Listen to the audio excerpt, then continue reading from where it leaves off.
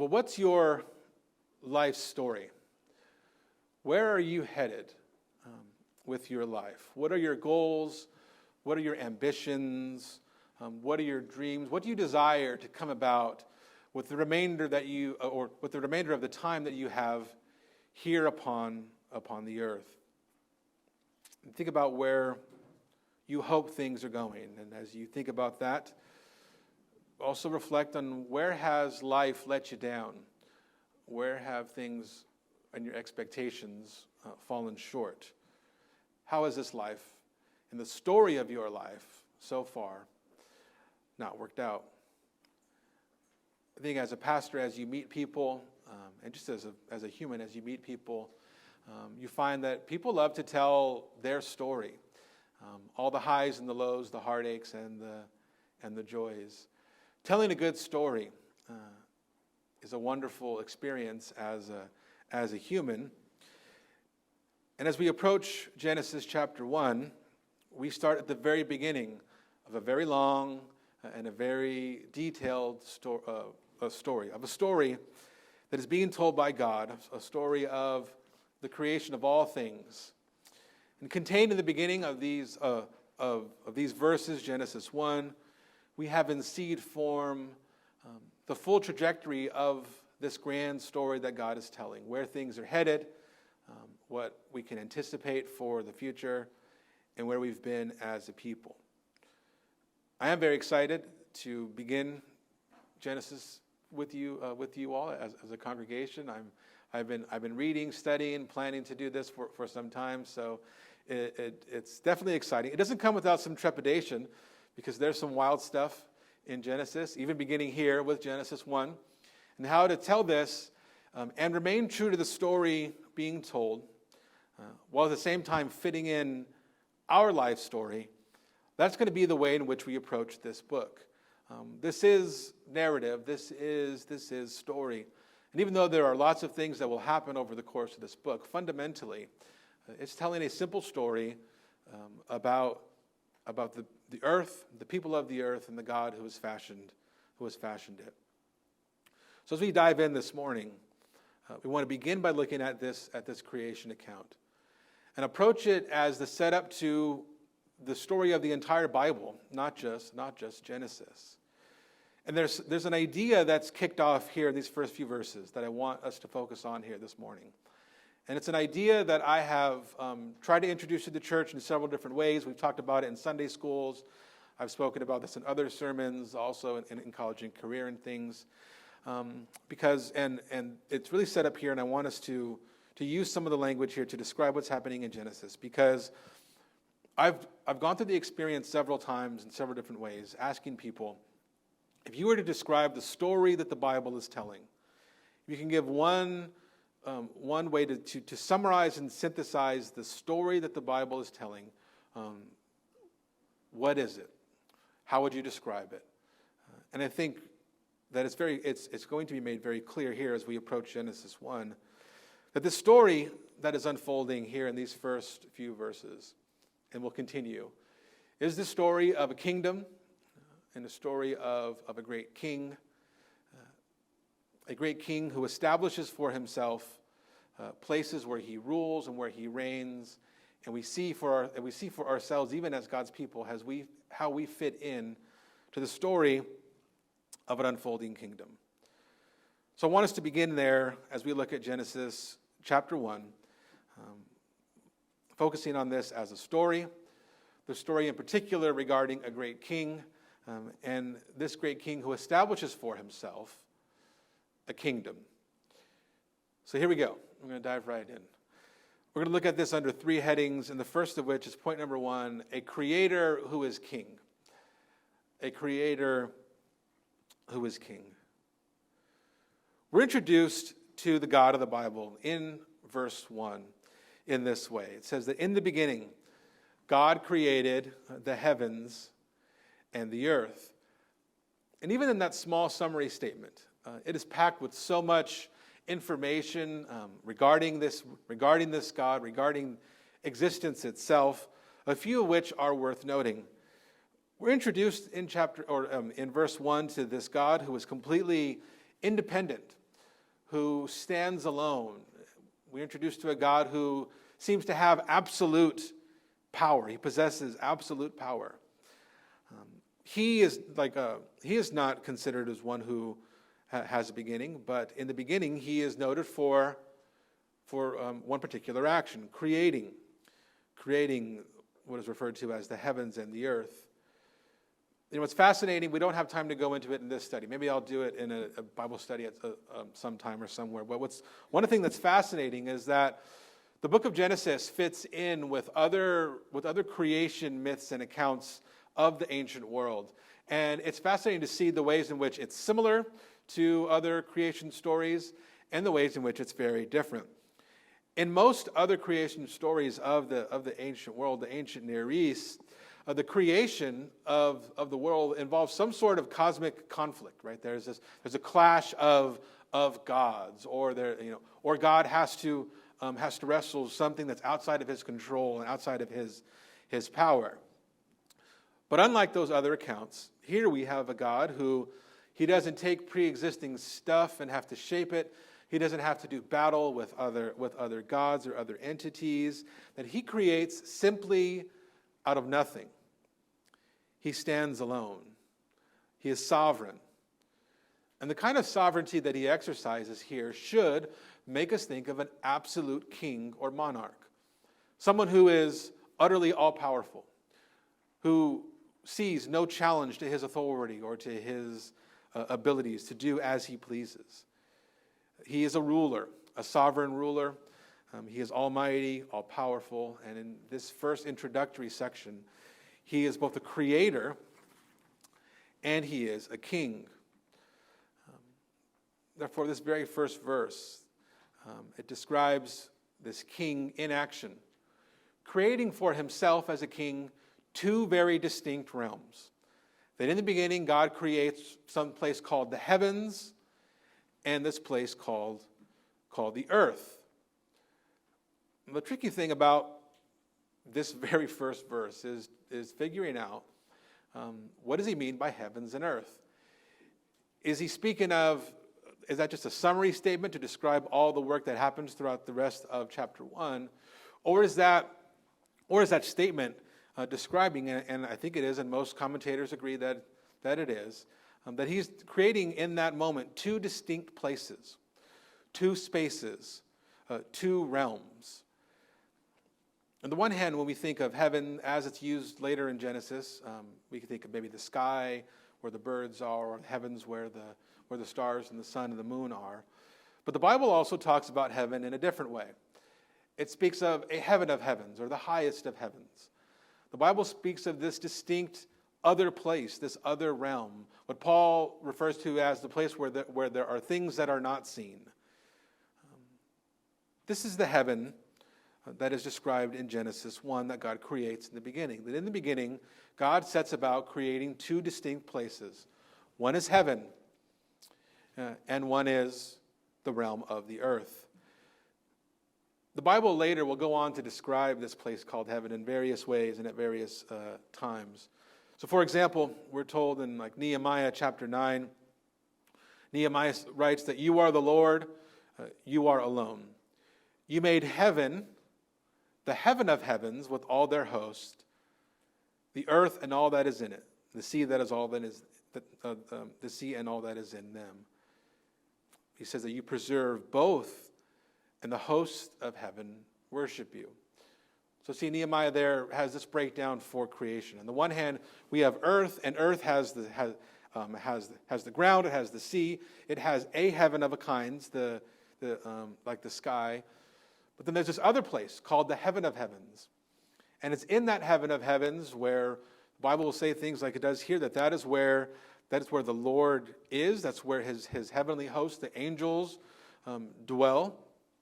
Psalm 103 says that in that heaven, the Lord has established his throne, and his throne is in that heaven, and it's his kingdom that rules over all. That's where God rules from, in that heavenly realm. It's a place where God, once again, is revealed to be a king, where he sits upon a throne, where he exercises his rule, his authority, and his dominion. And we're not given a lot of detail here in verse 1 about that place called heaven. But once again, the Bible does tease out these ideas about that space, that realm. That it's a holy space. It's a royal throne room. It's filled with God's glory and his presence. It's filled with angelic hosts, so angels. It's where his holiness permeates everything. It's where his will is done, and his will faces no challenge.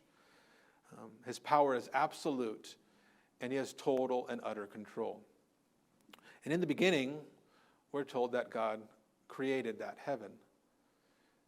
But the story that we're telling here is not a story primarily about heaven. We hear heaven once, and then it's not brought up again for some time. What this account is, what this story is about this place called the earth, the fashioning of this realm, which is given the shorthand earth. How God shapes it, what he does with it, and ultimately where it's headed, where this place called earth is headed. That is a story set up here for us in Genesis chapter 1. And so I want us to see then, as we continue on even after verse 1, is point number 2, we see a king at work. A king at work. The heart of this first chapter of Genesis, the true heart of it, is the story of this creator who happens to be a king, and how this creator king sets about for a ordinary work week of his. That he gets to work fashioning his new creation, his new thing, as though he were a craftsman or a workman. It's very, very simple. That when we just consider the fact that this is a story where God sits, or where God goes and spends 6 days of his, plopping down, sitting at the workbench, as though he's taking this lump of clay that he's created, and he's going to shape it and mold it and set it in order. That's really the way we should best understand these opening verses. God takes this raw material that he's brought into being, and he's going to fashion it. He's going to shape it. He's going to form it and fill it and set it up on a course that we'll discuss by our conclusion.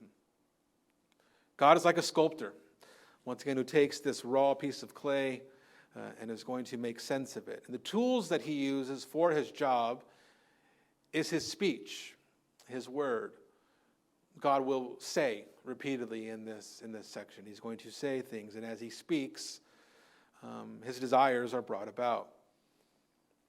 And it's really important for us to try and hear this story, not as modern people, not as scientific people, but to try and hear the story like ancient people, and to try to hear it as a tale of a God who's going to get up for work for 6 days in a row. He's going to work. He's going to have his work day. He's going to work his 12-hour shift, and then at the end, he's going to turn and head home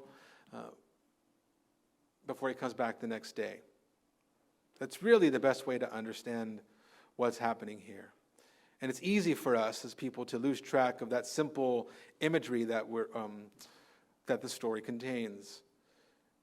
He's working this 6-day work week. Again, like a normal, long 12-hour shift. And then even the end of each day indicates for us that that's the picture we should have. Because you notice as you go through the days, during the main part of the day, God's working. He's speaking. He's doing things. And then at the end, what does it say after every day? There was evening and there was morning, the X day, like the first day, the second day. Well, what does that mean? That idea of there being evening and morning, that's not a description of the events that preceded, but it's given in sequence, that God works, and then there's evening through the morning, and then the next day starts. That it's just a sequence of events, of God working. These are God's days. And whatever technical or scientific value you want to assign to the days is ultimately not what we're talking about this morning. We're trying to see the history of God's work for what it is, a story of God, the great creator, craftsman, and the great king. And in his week, in this work week of God, he sets forth to fashion a world and to fill it, make sense of this world that he has created. And as an orderly, wise, and intellectual divine, or a divine being with an intellect, God has a particular order of operation that he works through in these days. He has a blueprint in mind. Like the way in which he works is very orderly. It's very, he executes this in a very precise way. He follows a step-by-step guide. It's like he takes out his big IKEA plan and he follows the instructions because you know what to expect, what happens one thing after the other. He works in a specific order that's important for us to see. And the order is this. The first 3 days of his work, God is busy fashioning and shaping, separating and ordering space, the space of creation. And then in the last 3 days, he's going to be concerned with filling all that space. Let me take a look at it and see the way in which this is described. Days 1 through 3 have all of this stuff in common. You see repeated use of the term separating. It's God is fashioning and separating and ordering. And so verse 3, the start of the first day, speaks in this way. It talks about how God says, let there be light. And he uses this light to separate and to order light from the darkness. He beholds the light and says and calls it good. And he names this separation, and he names this space that he's created, these two domains, one which is night and one which is day. And as we said, after he does that, then he clocks out for the day, and then there's evening and there's morning. The next day, he's going to divide and separate and organize things some more. The second thing being the separation of the waters. It says that he separates the waters, some above and some below, that he creates this expanse. That is also given the name heaven, but this is distinct from that other place, that first place that we talked about. This is the space where the birds will eventually, and all things that fly, that those things will fill. But he separates waters. He makes waters below and waters above, and makes this great expanse. And once again, that day ends, evening and morning, until the next day. And on that third day, then he separates that sea that sea below, or that water below.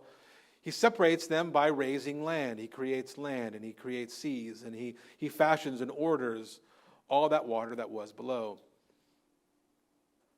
He also, though, in verse 11, brings forth something new. He brings forth plants and trees and fruits. And there's a variation on his speech there in verse 11. And for the first time, he doesn't just say, let there be, but he says, let the earth yield, or let the earth bring forth and sprout vegetation. In those first 3 days, then, all in evening and morning, all those days concerned with God fashioning, ordering, shaping, separating. God is a ruler. God is a king. And he is in some ways, just creating realms where he can rule. He's creating space where he can govern and he can rule as the great king. Well, those are the first 3 days. The second 3 days are then concerned with filling those spaces. And each one of those days corresponds with what came before. So if verse 3 was about creating the light and the dark, then as he fills the light and the dark, that happens on day 4. Day 1 and day 4 line up. And he fills those great expanses with the sun and the moon and the stars. That he fills that space that he has created. We also see on day 4, for the very first time, another distinct thing that happens.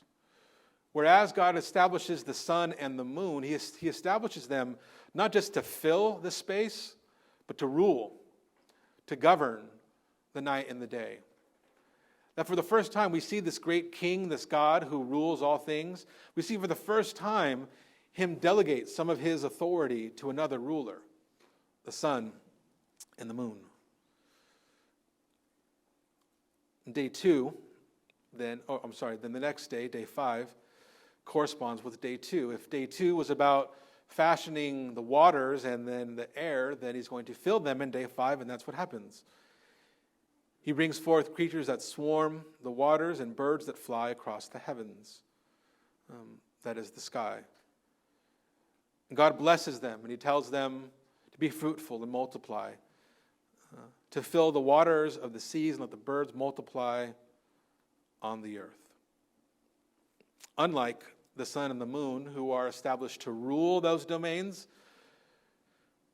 the creatures of the sea and then the birds are merely there to fill. They only fill this space. They have no authority. They don't rule on behalf of God.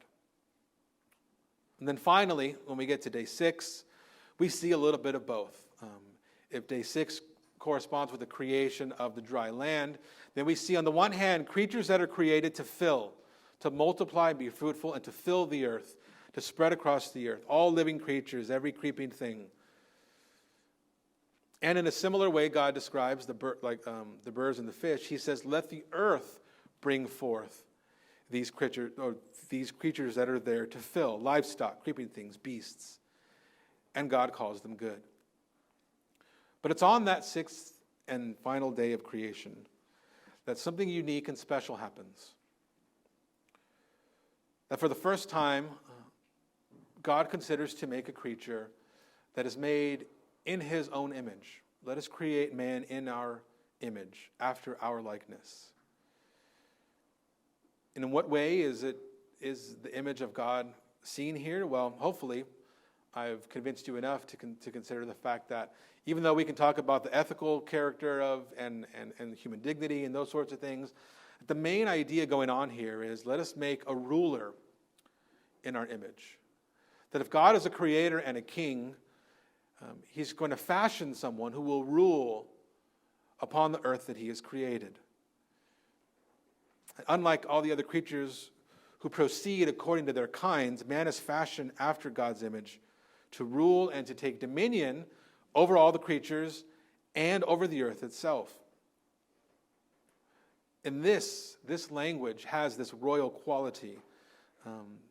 There's ruling, there's reigning, there's having authority and power. And the same sort of qualities that characterize God as his king, now people who are made in his image are also set forth with those same objectives, to rule and subdue.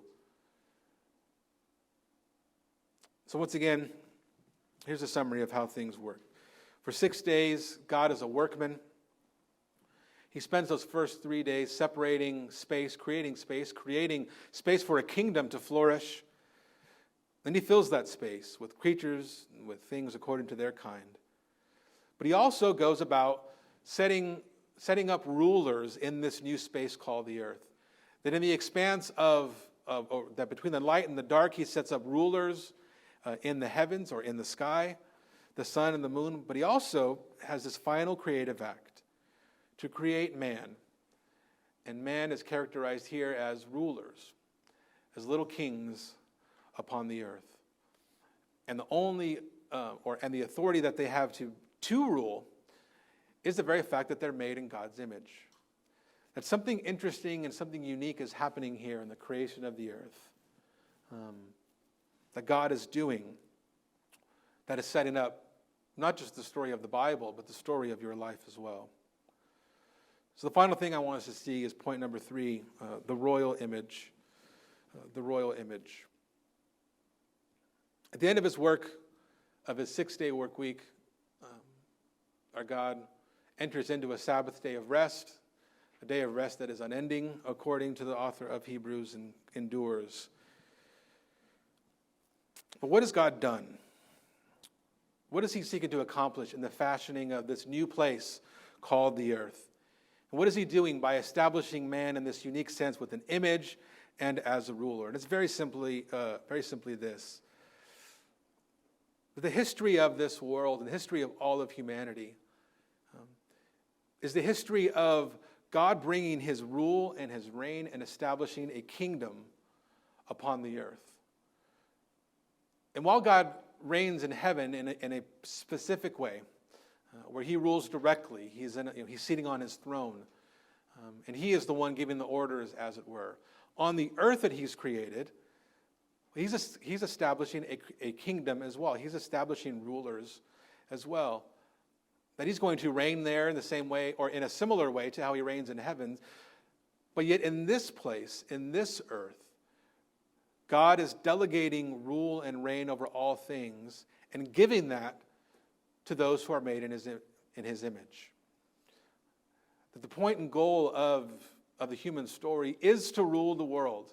And as I've mentioned before, the basic plot and motivation of every supervillain at its heart is good and is right. Because man is created to rule and to take over the world. That is what is set up here for us. When we contemplate creation and the works of God, we have to examine our place as humans as those who are established by him to rule in his stead, and marvel at the fact that he has designated all of humanity for this task.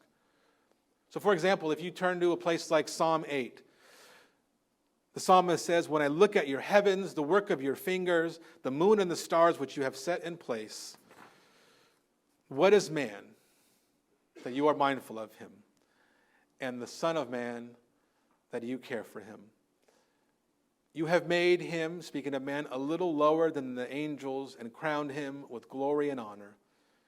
And you have given him dominion over the works of your hands and have put all things under his feet."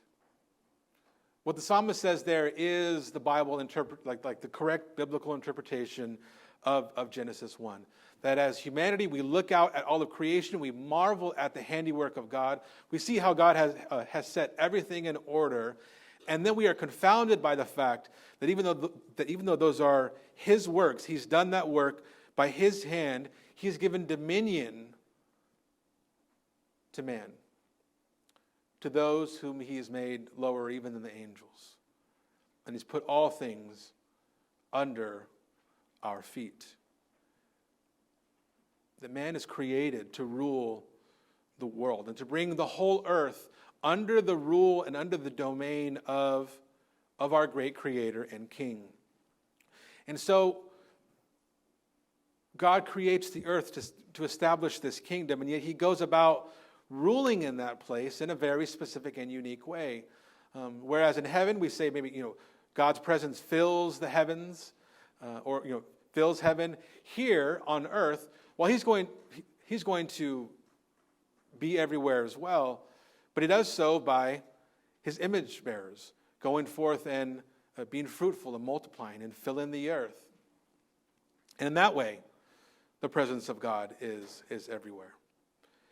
And this idea that the earth is what we are created for and our rule on earth is what we are hoping for in all of life, that should completely reorient our understanding of heaven and earth and our future. Like our desire as a people is not for a future in heaven that is disconnected from this world, that is disembodied, ethereal, and so forth. That our desire is for an earth that is holy, an earth that is filled with God's presence, an earth that has been cleansed of all sin, an earth that has been rejoined with heaven, where things are on the earth as they are in that heavenly throne room that we have described.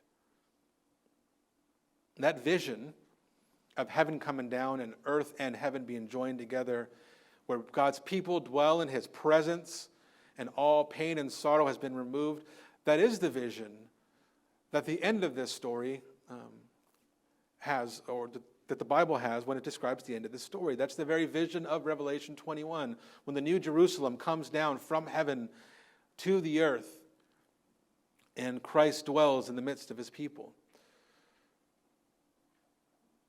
And yet, if that's the story that God establishes, that man is to rule upon the earth in place of God, and that's the end, that's the future. The great story of the book of Genesis and of the Bible and of your life is dealing with the complication and the fallout, the complexities, the twists and turns of that plot.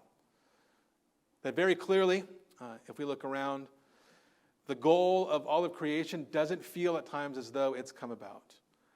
That the plot has gotten messy. Things have gotten complicated, and we will talk about that complication in a few weeks. But this idea, this story of the kingdom, of a creator king who sets up kingly rulers, speaking of humanity, that is where all the disparate parts of the Bible find their unity. It's going to be the story that is being told. We consider the fall, the patriarchs, we consider the people in Egypt, Israel, all of it centers on this kingdom. Centered on God who is king, and mankind, and in particular an individual man who will take the central focus and take up the task that was once given to all people. We're going to close with some comments regarding how crucially important it is to see Christ himself as the central figure to make sense of everything that we've talked about here. And it's not merely a tack on to the sermon to talk about Jesus, but because in Christ himself we see the fullest revelation of God as creator, and also Christ as man, or the fully realized man who takes up the work that man was created for. As you read in John, John identifies Christ as the very word of God, there in the beginning with creation. That when God is using the word of his power to speak light into the world, that is Christ. All things are made through him, and without him was not anything that was made. He is the fullest revelation of God. So as he would tell people when he was ministering on earth, if you've seen me, you have seen the Father. That if you want to know what God is like, if you want to know God's power, if you want to know his character, well, look to Christ. For in Christ, the fullness of deity dwells in his body. But he's also the fullest revelation of man, the true man. So when Hebrews takes up Psalm 8, which we read, and uses it to speak of Christ, it talks about how Christ, through his death and through his resurrection, that he truly has put all things under his feet. It's no coincidence then that when Jesus comes calling, he enters on the scene. He comes promising to deliver a kingdom. And it is this very kingdom that is described in Genesis chapter 1. This is the same kingdom with the same rule that has been given to image bearers. And we have in Christ one who has secured for himself and for all people the kind of rule and reign that we saw from the very beginning. But the exhortation for us today is, even though we may not see Christ ruling the way that we would desire, that by faith we have to acknowledge that he is, and that our great hope is that he will put all things in subjection to himself in the way in which our hearts desire. The author of Hebrews says this: now in putting everything in subjection to him, he left nothing outside his control. At present we do not yet see everything in subjection to him, but we see him who for a little while was made lower than the angels, namely Jesus, crowned with glory and honor because the sufferings of death, so that by the grace of God he might taste death for everyone. When the Bible talks about things like desiring a crown, or how we're going to be given crowns on that last day, well, it's because we're joined to Christ and we will share in his rule. And the only way to make sense, therefore, of your life story, and the only way to find consolation, even when you consider those things that have gone wrong, is to see your life story hidden in the story of Christ. That as he has conquered and been elevated and will deliver up this kingdom to his Father, that if those things are true of him, as you believe in him and trust on him, you will have a share in that great and glorious future. That salvation from sin is a wonderful and blessed reality for Christians. But we're saved from sin and the domain of darkness, and we've been transferred to this kingdom of light, as Paul tells us in 1 Corinthians. That we've been saved to become people of this kingdom. And even though we may not feel like adequate rulers right now, that as our bodies are raised with Christ, we will rule with him in all perfection and righteousness, holiness, and truth. And as we acknowledge, week by week that we're not, we also confess that he is. And because Christ is, we are joined to him. God considers us to be now and will make us so in the future. Let that be our glorious hope as we continue from here, from this day forward. Let's pray.